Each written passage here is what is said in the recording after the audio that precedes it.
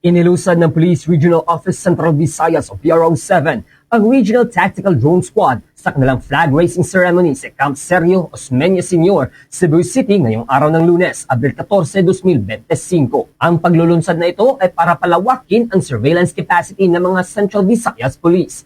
Binubuo ito ng isang tactical drone squad na mayroong 55 members na lisensyadong mga drone operators na nilagyan ng mga high-definition cameras. Plano ng PRO7 na i-deploy ito sa darating na Holy Week at national and midterm elections ngayong taon bilang paghahanda sa pagdagsa ng mga tao.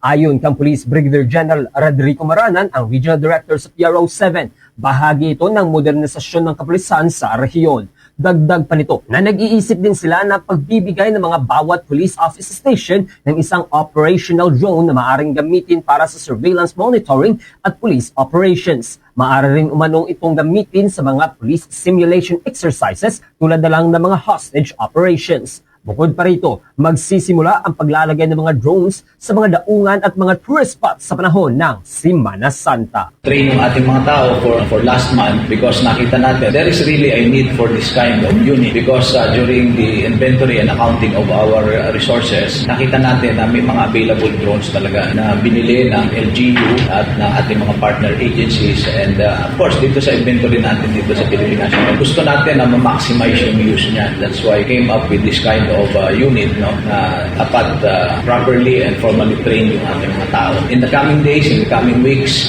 bababa tayo dun sa mga police stations para i-train natin yung mga drone operators natin. And as I said earlier, this is our preparation for the coming national and local election. Mula rito, sa lungsod at lalawigan ng Cebu, ako si Bombo Ken Apor para sa #1 and most trusted radio network in the country, Bombo Radio Philippines. Basta Radio, Bombo!